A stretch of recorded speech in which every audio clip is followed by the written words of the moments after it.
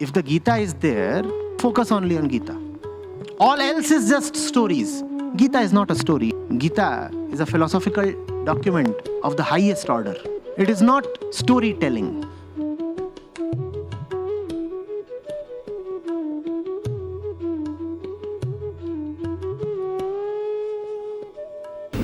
What's your name? Siddharth. Siddharth, am I answering someone? Please understand this. Am I replying to someone who does not know his real identity? Am I talking to someone who believes he is somebody he is actually not? And if that is the case, how will that ignorant mind understand?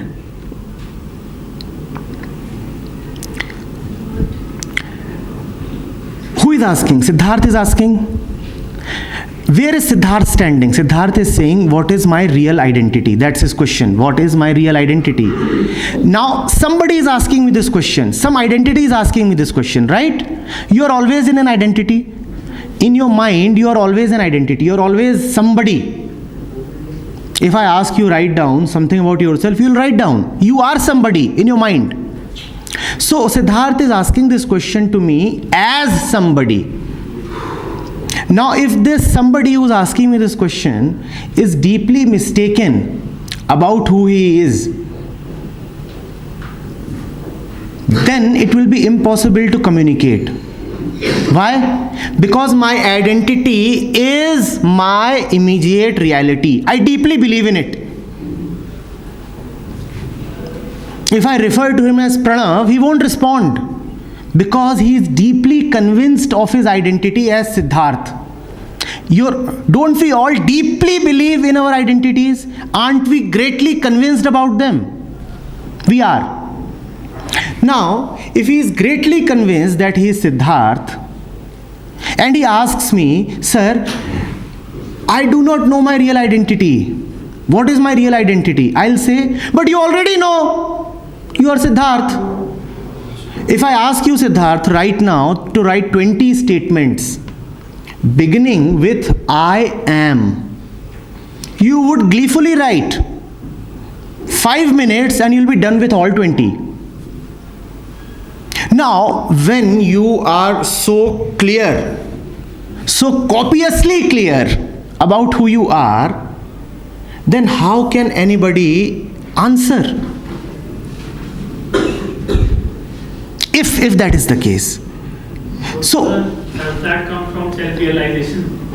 No, there can be no self-realization as long as I am deeply convinced that I am X, Y, Z, A, B, C, this, that, all permutations, combinations. There is no self-realization. Self-realization starts not by seeking what I am not. Sir, what is my real identity? I am standing here believing this to be my identities, my entire set of my identities. And I'm asking, sir, what is my real identity? Bhai, as long as you are holding on to this set of identities as if it is dear life, how can you know whether there is anything called real identity? I am deeply convinced that my religion is the best religion. Will I be able to hear or understand anything? So, I do not have to begin by asking what is real. I have to pay attention to this, Siddharth. I have to begin by asking, I am already holding on to a few things. How real are they? Because you are not in a vacuum. The mind is already full of identities. Do not ask what is my real identity. Ask whether my current identities are real. Do not ask for a new identity because you already have innumerable identities. I said 20 statements beginning with I am. You can write 200 if you want to. You already have your plate full. So do not ask what is my real identity. Ask all these identities that I have. already with me. How real are they? And how do you ask that? By looking at them. You see, I gave a simple example a while back. Let me repeat it. Identity is the substance of mind. Identity is what you think you are at any particular moment. Identity is your thoughts and your behavior. Do a thought experiment. If you are alone in this room, your behavior will change.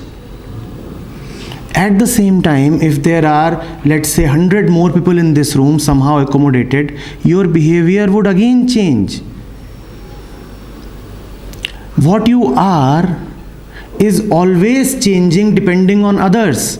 And when the intelligent mind looks at this, he says, this cannot be my real identity because it is so dependent upon others. I cannot be this. I cannot be this. Then he looks at the other things that are there in his mind and he takes as real. Things like ideologies, things like religion, things like ideas about career, work and money. And he asks himself honestly and intelligently, where have I obtained these from? Has there been any discretion when they have been deeply embedded in my mind? Or did they just keep coming to me from all kinds of external sources and I kept absorbing them like a sponge? How did I get my religion? How did I come to know that this is what is called a good life? That this kind of money must be earned? How did I come to know that these kind of interests must be there? I love cricket. Would I have loved cricket were I were born in Brazil? Where is all this coming from? That's what the intelligent mind questions. And it's from everyday life, morning till evening. And when you look at it, and I'm not talking about some new identity as real identity. I'm talking about your existing set of identities. When you look at your existing set of identities, and you, with rigor, with honesty, just inquire, you laugh.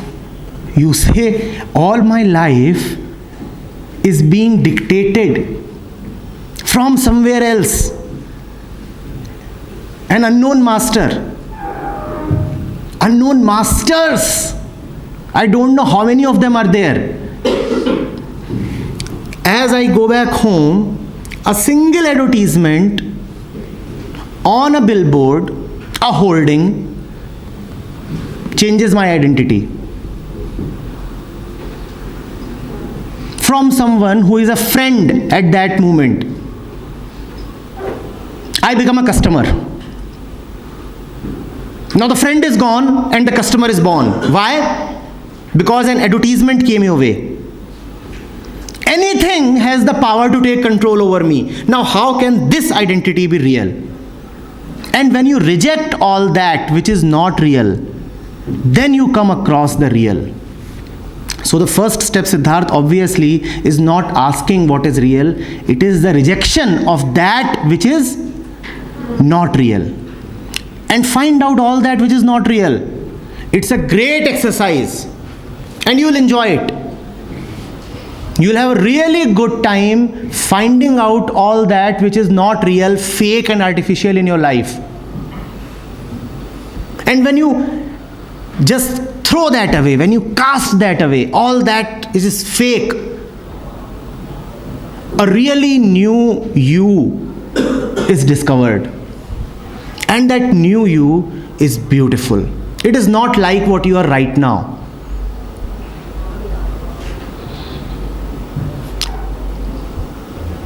Ask yourself, would you be distracted had your neighbor not been there?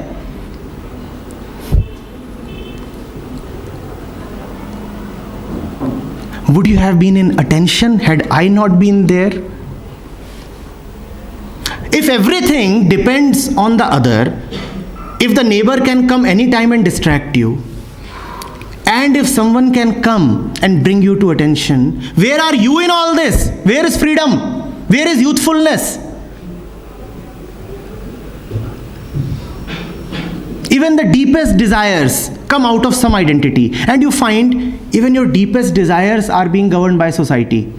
As trends change, so do your desires. What do I desire? That which is trendy. What do I desire? That which is socially acceptable. What kind of job do I want which others will appreciate and give me credit for? What kind of friend do I want to be who is acceptable to the friends?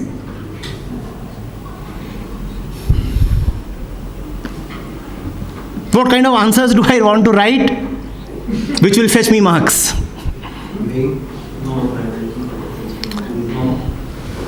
That doesn't happen often, but that's not deliberate. And if everything is for others, where am I? Yeah? Would be very interesting to ask that.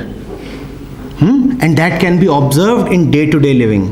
Do that. It's a good exercise.